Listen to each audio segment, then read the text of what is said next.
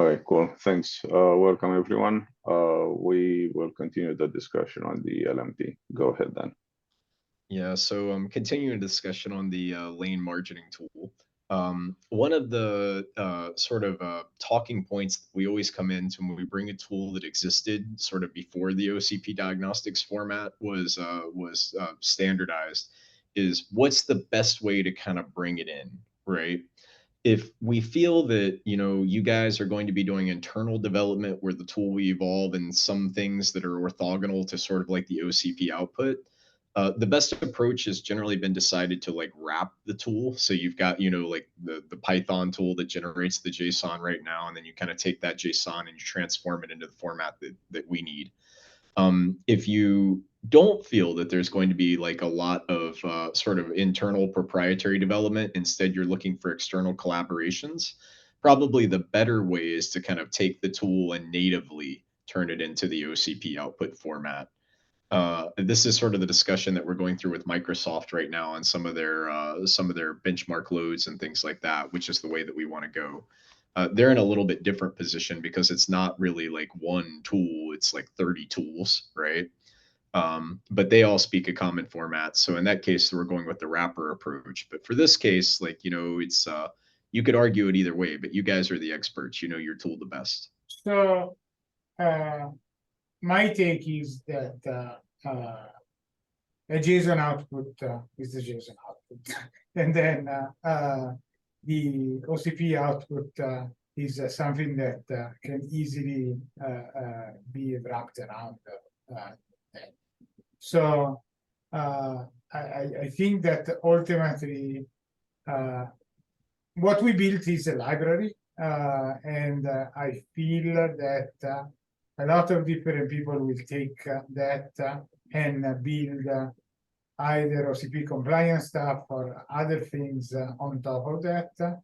So I think that we would be trying to put too many requirements and slow down progress that can be done in parallel when we try to put all the eggs in one basket.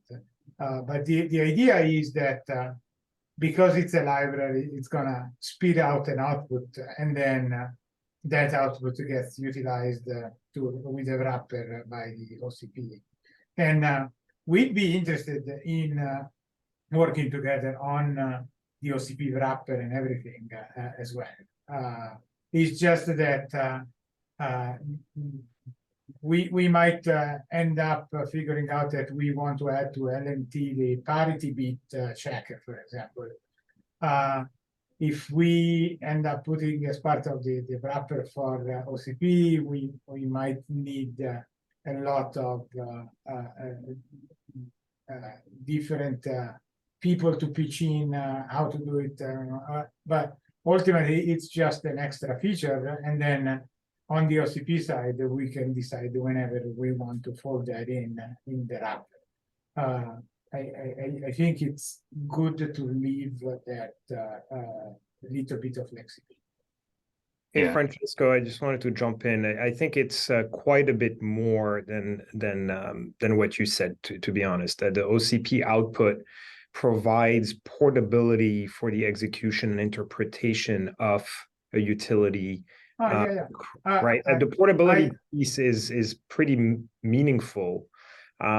There's of course also there's the guidance on the fields that are exposed that I agree with you can cause a little bit more overhead for the developers, but they do come from a good intent, right? From other tools. But I see you nodding. I think that we are talking about two different layers of output.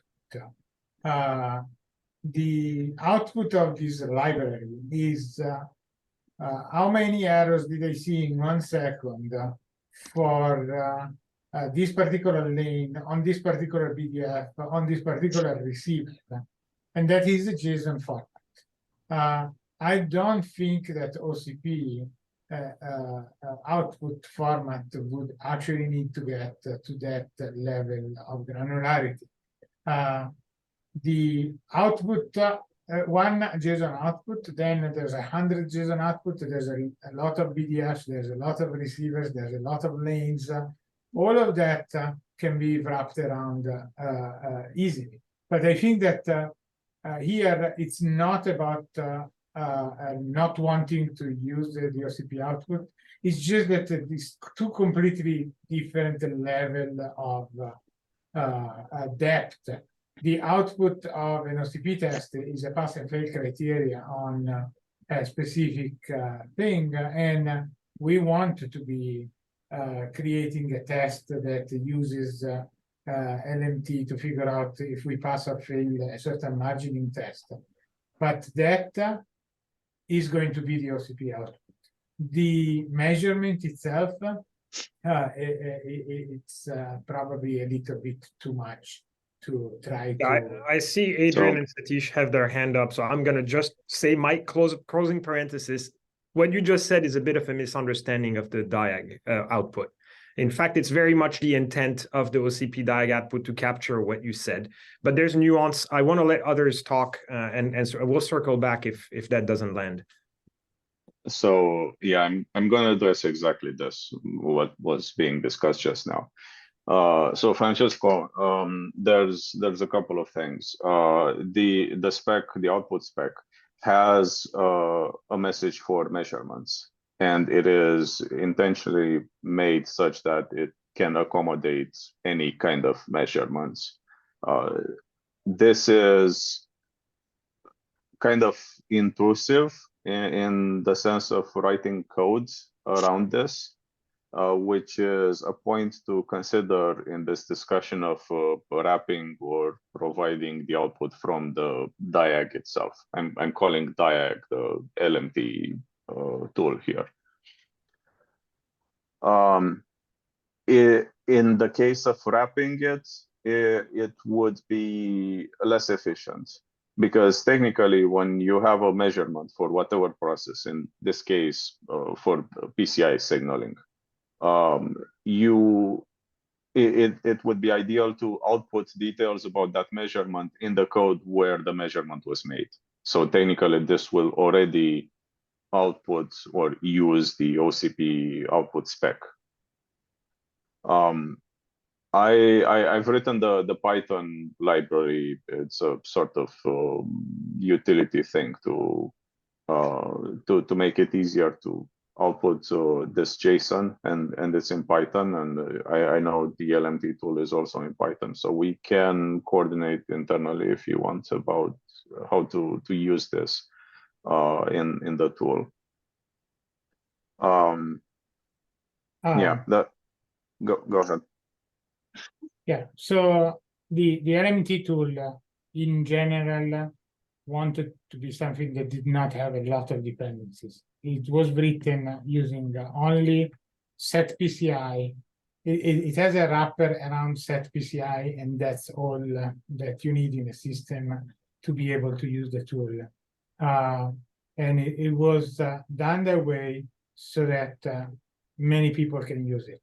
The JSON output having a dash OCP option for the output, I don't see that as being a problem, and I don't see that being a problem as part of a contribution that we can put in the tool for having the OCP output. That one is definitely not a problem, and that can be a good approach.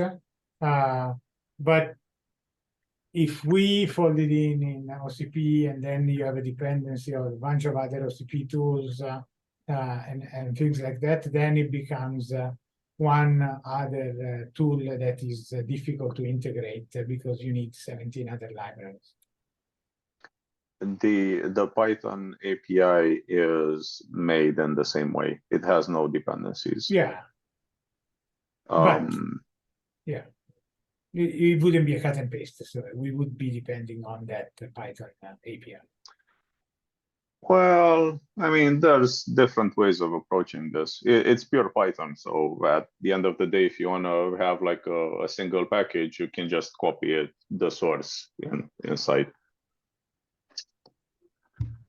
Satish, I think you're next. Yeah, So I think Francisco already covered it. So even as of today, we have multiple use cases within Meta. That this tool is being, at least at the very high level, you're planning to use at like DC automation, where some kind of a health doctor comes in periodically and runs this tool, collects the data, and that output is being consumed by the test runner, and it's going to churn the data into the different format, whatever format it likes to consume, and then sends into the database. So we already have some sort of a wrapper to consume the data what was spit out by the tool. That's manual. That's the DC automation. And we have also a manual use case where something goes wrong. Then operations jumps in and then run this tool manually. They consume the data like as this, like in a CSV format or JSON format, and then they will write some sort of wrapper on top of that. So we already have wrappers in place. But as Francisco mentioned, we can also add another option within the tool, like -o something like in a format where OCP can consume without too much parsing the data, because parsing is always the bigger headache at this point. So yeah, I was just going to support what Francisco was saying. Like we can have another output format within the tool where we can spit out in a format what OCP can consume without too much data crunching at this point. That's all I had. Francesco, do you want to reply to that, or can I move to Dan? No, go for them. Well, if you are replying, I think for continuity, it probably would be better for you to go first. Oh, no. I'm good. I want to add something. It's not it. Okay. Yeah. What I was gonna say is just this at a super high level is I don't really care if it's wrapped or not wrapped, right? Like how we implement it, it's a implementation detail to me. The only thing that I would be concerned about is if we have like a native format that's high fidelity, and then we have like an OCP format that's like low fidelity, where all the interesting information is gone, like the measurements and things like that, then right? But on more of a bigger like mission statement kind of note, right? Like, Satish, you mentioned you have like a health checker, which takes a format and it's a JSON format and all these other things, right? Like with all the OCP diagnostics that we're dropping, that health doctor that you mentioned, like getting that format native to the OCP output is where all of the advantage and value add of everything that we're trying to do really comes from, right? Vincent, this applies to you as well, and as well as me, right? Like if we don't have the ability to take that native format and that is our format, then really wrapping all these diagnostics in this format, it's toil. It doesn't add anything, right? Like you need to have it so that it's an advantage to have the diag in this format, right? This needs to be sort of that lingua franca, for lack of a better word, right? Or otherwise, like this will never take off. It will never get momentum, right? I would say that, I think it's really, really important to be cognizant of that when we're planning all these things. When I hear, Satish, you mentioned, well, we got a wrapper on top of a wrapper on top of a wrapper. Like we're in that same boat too. I'm not being critical, right? I don't know how many layers of indirection we have on some of these things, right? But that's what we're trying to get out of. We're not trying to exacerbate that problem with yet one more wrapper to rule them all, right? At the end of the day, that's all the OCP format does. Sort of end of dialogue, I guess. So again, I think that I'm speaking with an unfair advantage of knowing the output. I did present the output, all the fields were present there, but if I think of a margining tool, I could decide that there's all the information I need in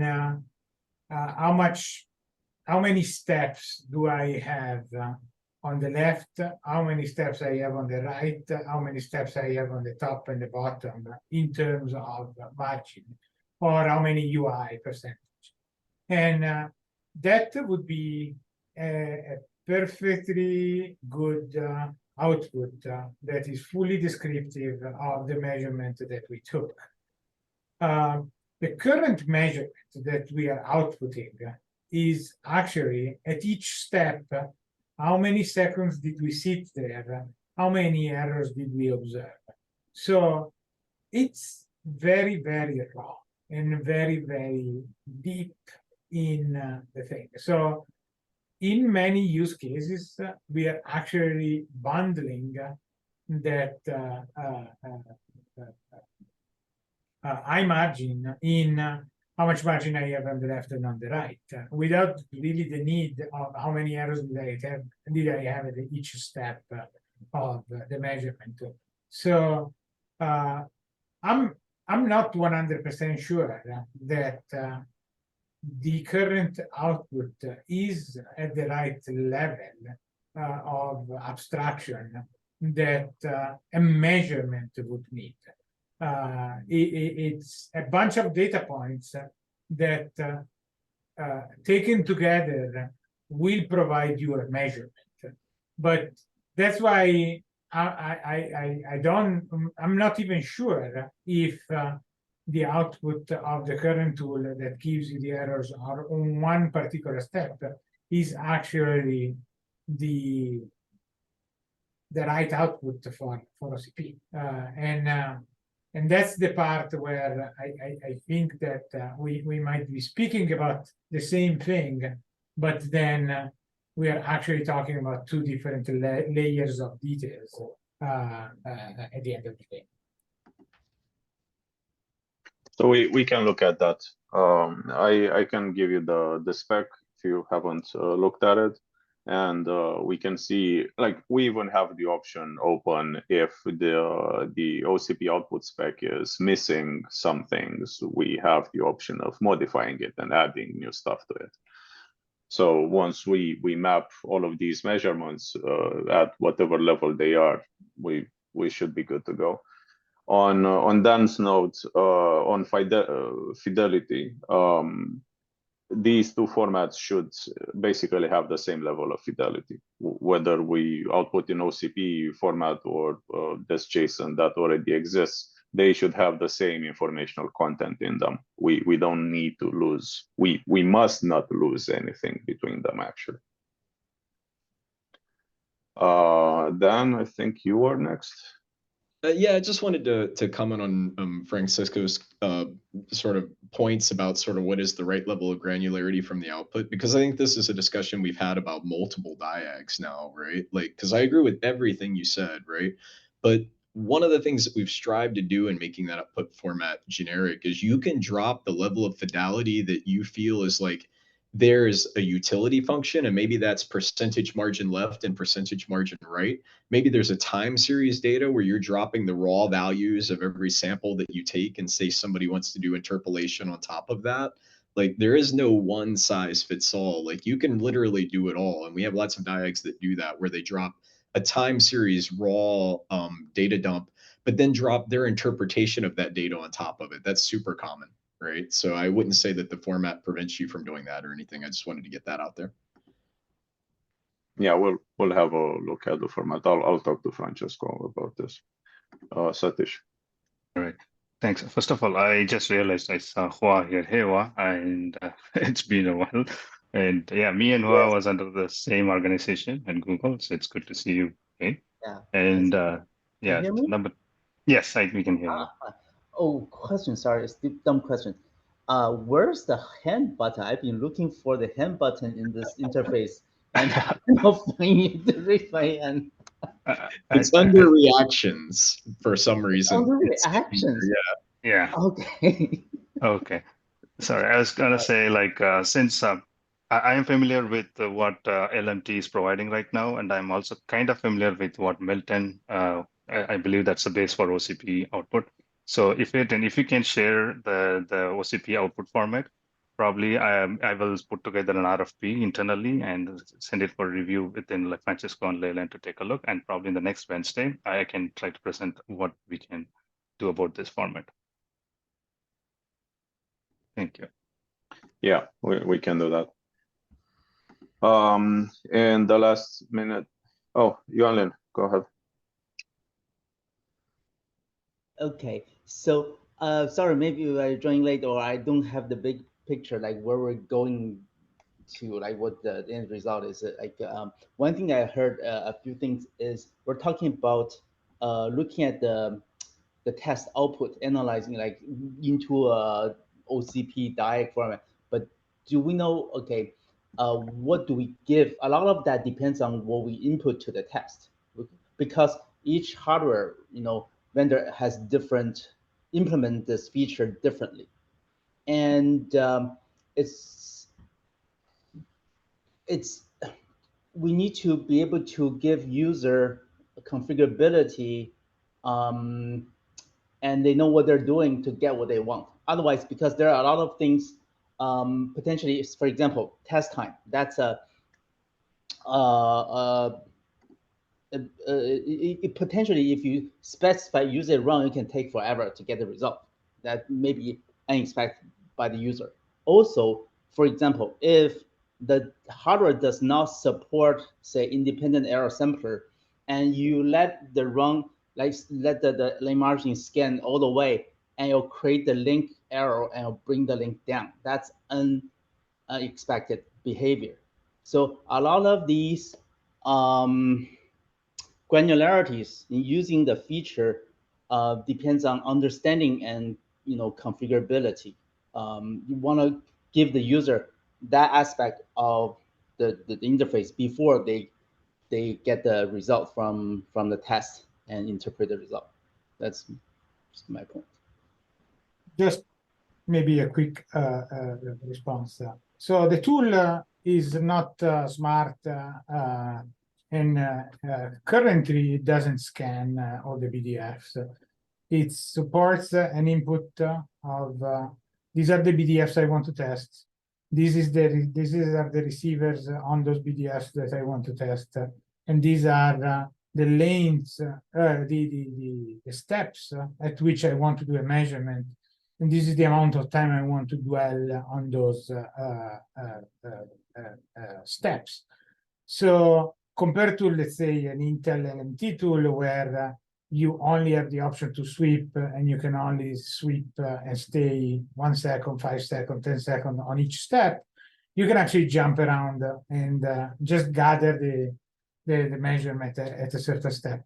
But the part where you would automatically scan everything and do these things are things that can be added to the tool later. Right now, the tool allows full control by the user, and the user needs to know what it's doing. And it gives you whether the device has a independent sampler or not. And then you decide whether you want to scan that thing or not. So if I understand correctly, you bring this low level feature to a higher level to control. Is that? Yeah. Okay. Exactly. So exactly, it has all the handling of getting the measurement from the device, but the it low doesn't level, the low level is just particular step, right? You just do a measurement on a particular step, like that.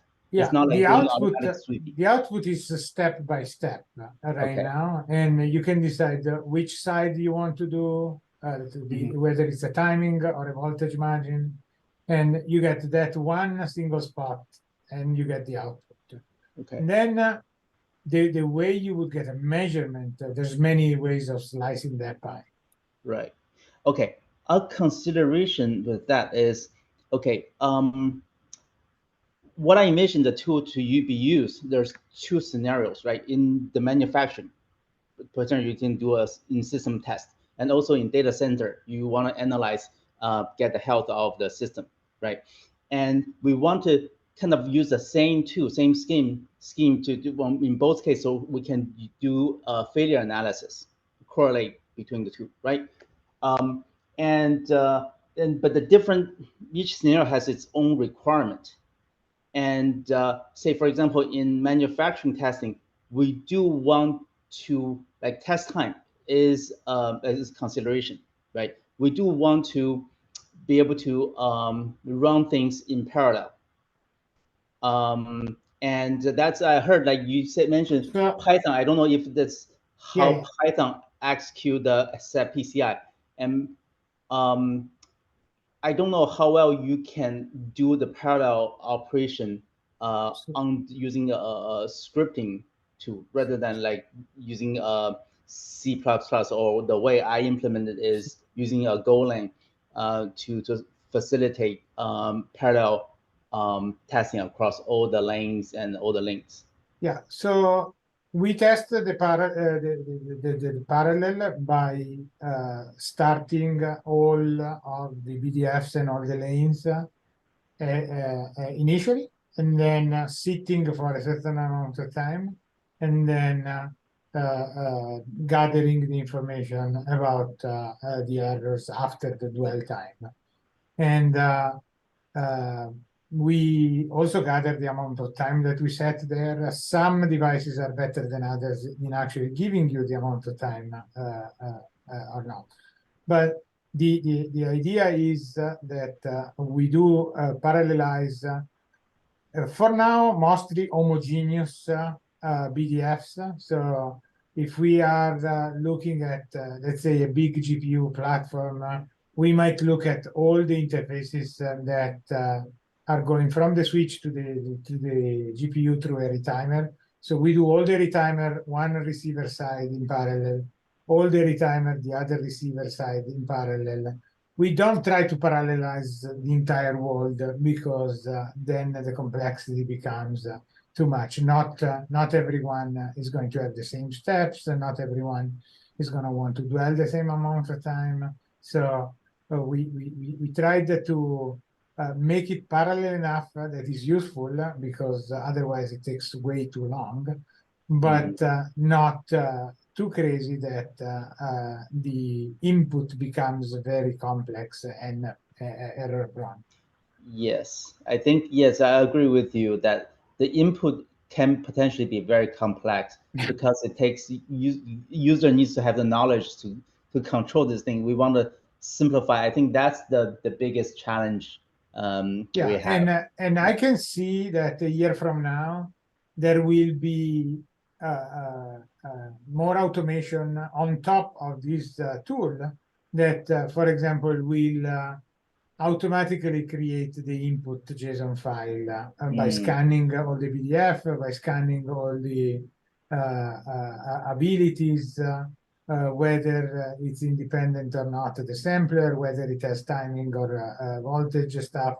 So we can go down the path of making the tool smarter, but right now the building block that is there is something that takes an input of a bunch of BDFs and a bunch of steps, and it spits out the number of errors after a dwelling time. So it's super, super basic, and then we can build on top of that. And that's why I wasn't even sure that about the discussion about the OCP output, because currently it's a very, very low level output. Okay. Yeah. I guess people dropped off already. Yeah, we can't. Dan had to drop because he had an interview to do. Yeah, we can continue this discussion on LMP because we have the two parties involved here. Yuan-Lin, you've been waiting for a while. Go ahead. Yeah, I want to understand more. By the way, this is Yuan-Lin from Google. I work with them. So I want to understand more about in the end, what's the goal of this tool? Is this supposed to be some diagnostic tooling for like potential bad hardware in the data center or manufacturing? So we see three case scenarios. The first one is in production, we want something that is lightweight and it doesn't take a lot of time to run. And then we will run as a diagnostic periodically. And this one, the goal of this is, do I have at least X UI of margin? And in order to respond to that question, to answer that question, we only need to test at a certain step on the left and on the right. And if we have enough margin like that, then we're good to go. And that's going to be the simple diagnostic that we use in our data center. So This atomic measurement that we get from this tool in the use case of data center is actually all we need. And on the manufacturing side, there's also two use cases. One is the manufacturing test, and one is the characterization and the validation of a platform. So in the characterization and validation of a platform, what we want to do is to use the lane margining tool with a sweep and look at the distribution over PVT, process voltage and temperature, and make sure that as we go through a heat chamber and whatever, we still have enough margin in the system without having to rely to PCIe errors.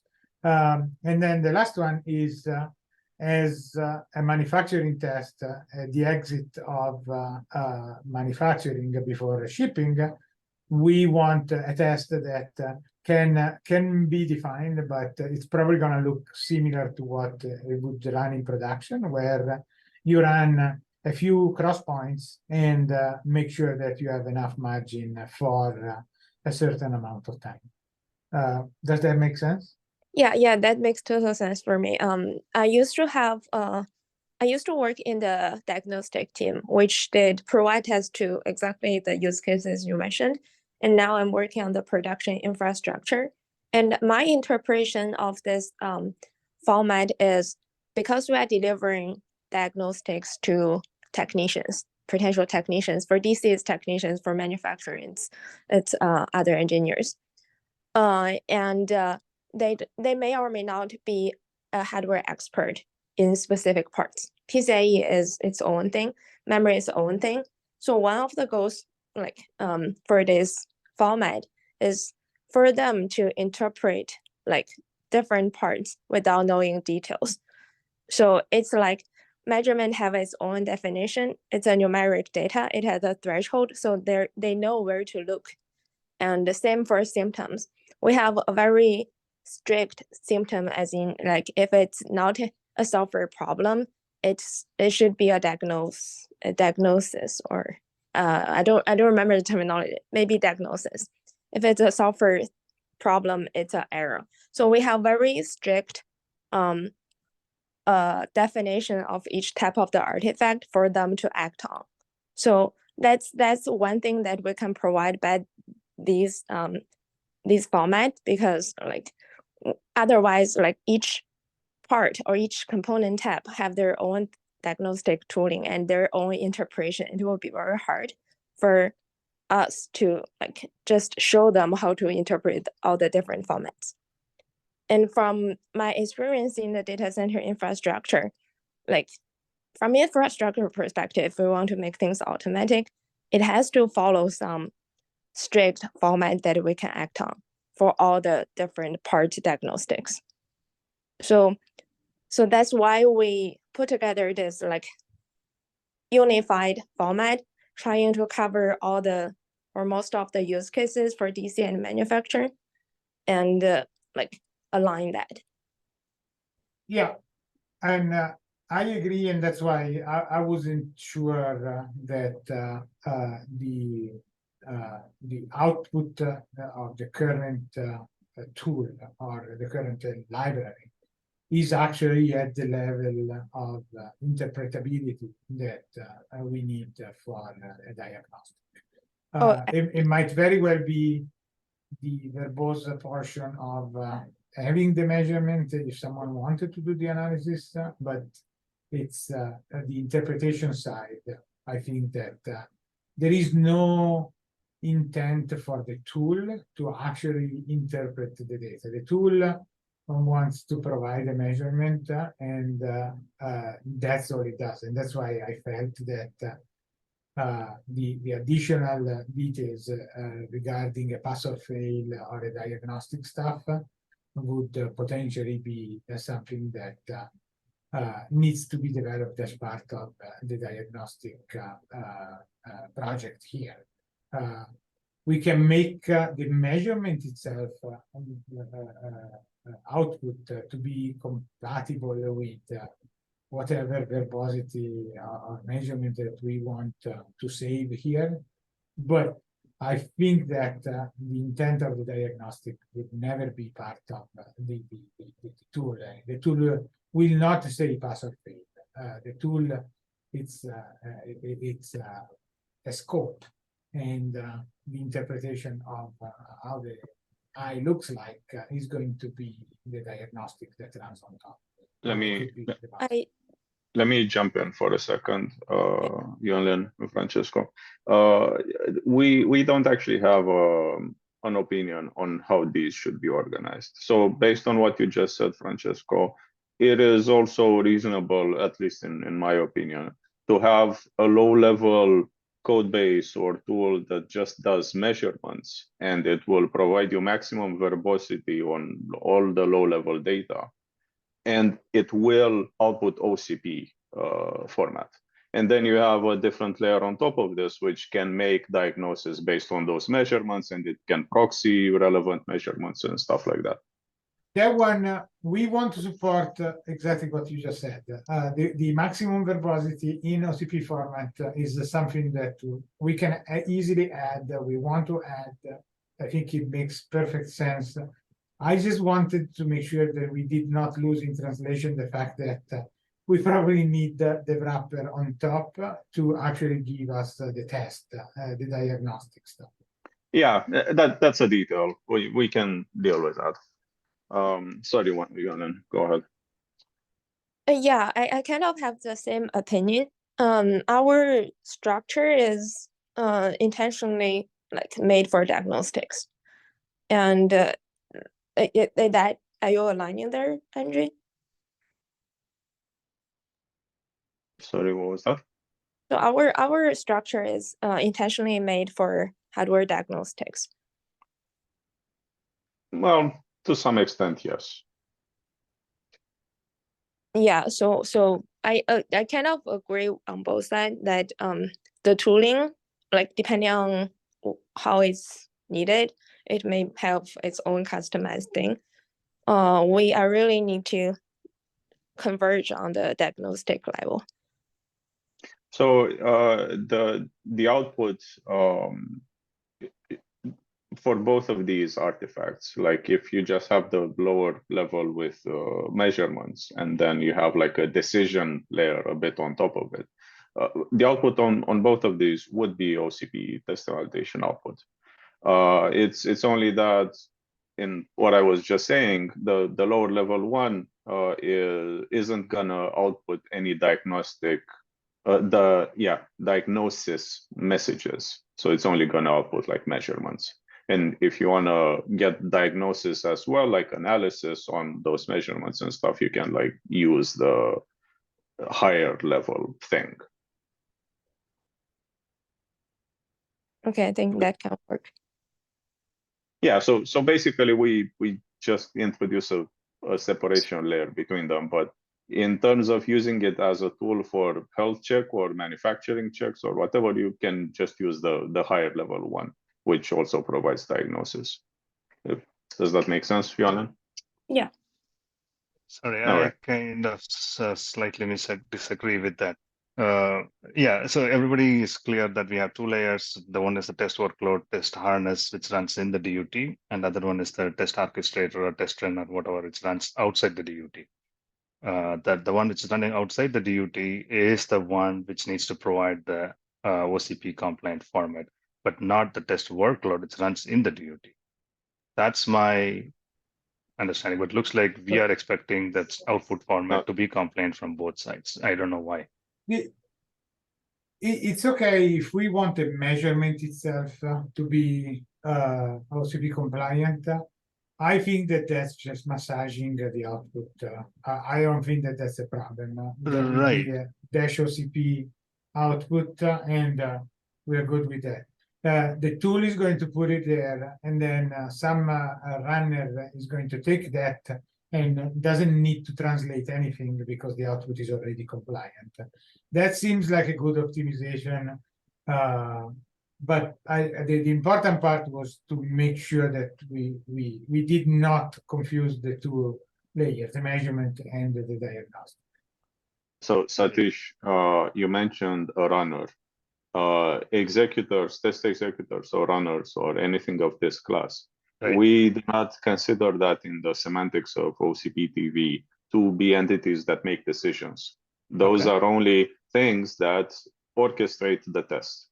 Right. The diagnosis, based on the measurement points that were taken from the hardware, is part of the diagnostic package. So that is the realm that has enough knowledge and domain expertise of the writer of said code to be able to make a diagnosis. So Nice. if you want to add like the runner layer, the test executor, we have 3 different things now. That's exactly. So, okay, so if you're saying everything should be self-contained within the test harness, the test workload, which is running in the DUT, then yeah, then what Francisco is saying, that's something like we can just add another output format spit out from the binary itself. But only concern would that be like when the test executor comes in and kicks in the test, and the test harness crashes or some host reboot, then we don't have any signals to the test executor. Like what went wrong? Well, yeah, I mean, there's a lot of failure modes in all of this. We need to have a separate discussion on that specifically. Just to give another piece of data here.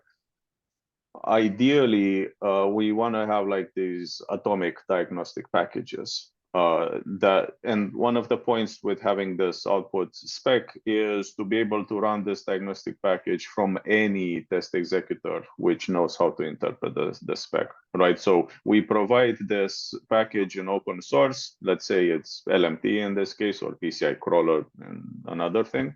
And then HP or Google, for example, can use this package as is with their own test runners by virtue of knowing how to read the diagnosis and stuff from the output. Okay. Makes So sense. to your point on the unexpected interruption, and this is why it is streamed output with line delimited JSON and not a full block, because this is an expected failure mode. But as Adrian said, there are many failure modes that can kick in this, but that was the intent. Yeah, Vincent is correct, and we actually have this specified in the text spec, this particular topic. Thanks. Okay, sounds good. Yonlin, your hand is still up. Yonlin? Yonlin? And you're muted. Sorry, it's an old hand. Okay. So I have a quick question to facilitate this collaboration, because right now we're talking about 2 different code bases with LMT tools. Do we have anything that we could share from both Meta side and Google side so that the other side gets a better understanding about what we're talking? Because having this, verbal conversation is inefficient if we don't have that. We want to get this open source so that it gets out there and it's easy to look at it. I think that Wa probably is going to laugh at my code, and but the idea is I'm trying to expedite the open sourcing of that, and then we can add the OCP output and everything. Right now it spits out JSON, but I think that in terms of JSON output and input, maybe we can send over all the inputs that we have and the output format in JSON. That way, at least you see what we are doing. Yes, I think yes, it's good if we can exchange the code to understand what each other's tool does. And I think the critical outcome will be defining the interface between layers. Right, there's a low level running on the dot, right? That has to interface with the upper layer. So we want to define that. And to be able to export the code, or okay, what I've done before is to compile a universal binary and give it to vendors under NDA.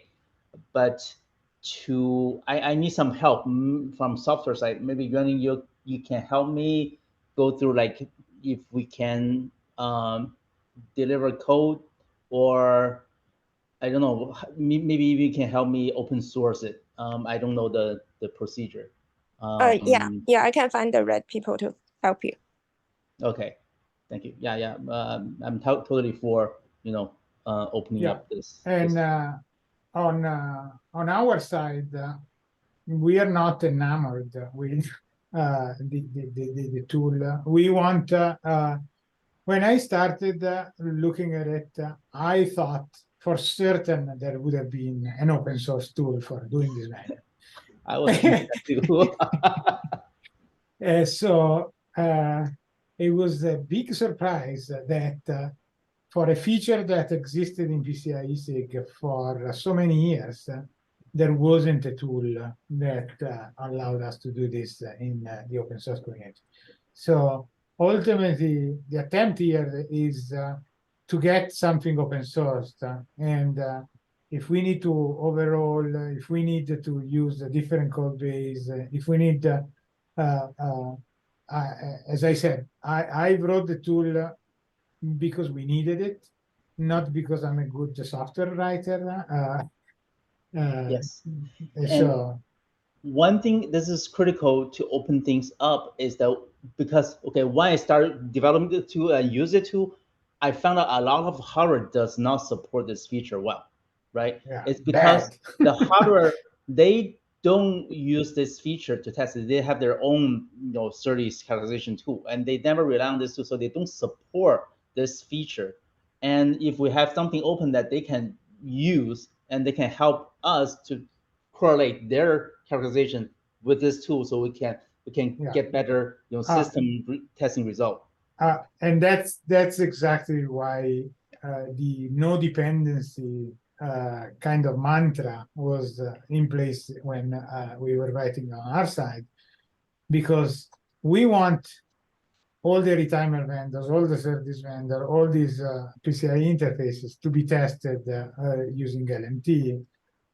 We have anything from reporting all the correct timing, the number of bits and everything, to only reporting errors, no time, no nothing, to not even supporting this, even though it's a mandatory feature in PCI 4 and up. So we have all shades of gray. We want the industry to kind of embrace this. As things become more difficult, we want more visibility. So I think we are sharing the overall goal. Let's figure out how to make this work. Hey, sorry to interrupt. We have like 2 minutes, and so we'll continue this discussion. I've written down some actions for Francesco and Hoa with the open sourcing bit. We'll continue this discussion maybe next week or the week after as the open source process continues. In the meantime, Vincent, do you have any update with DJ on the summit talk? Yeah, I do. He emitted a few ideas, Adrian, that I'm going to bring back to you and Adrian for discussion, but being sensitive to the bandwidth available at this point, and given how close the summit is, on how much we can commit to pushing on a workshop or something like that, that is what's being suggested. So yeah, expect something from me offline, but we'll bring something back to the whole group here, hopefully in a week or two. All right, thanks, Vincent. A quick mention, Yang, if you need any help with the virtual client and the spec and all of that, feel free to ping me. Yeah. I don't know if you have any update that you want to share right now. Yeah, so I've been onboarding that a logger that we talk about that outputs the OCP formats, and I think maybe next week or next week, I will have something to demo. I just have a question. Just based on the discussions I've been hearing this week and last week, will there be any changes to the schema, or it's like a setting stone right now? No, the schema version that is right now is stable. Like if we want to update stuff, we have an RFC process, and it will require some discussion. And Okay, good. I understand. Okay. Okay, cool. Thanks. Thanks, Young. And Igor, do you maybe have any update on the mem tester DAG? Oh yeah, so mem tester, I actually started experimenting with your library. That's why I asked that question in the chat. Yeah, so I'm working on that. I don't have any updates yet, though. Okay, cool. Thanks. I'll get back to your question. Sorry Okay, for the great. delay. Thank you. All right, cool. So we are on time for today. We'll see you next week, and thanks for joining. Bye. Thank you. Bye. Bye.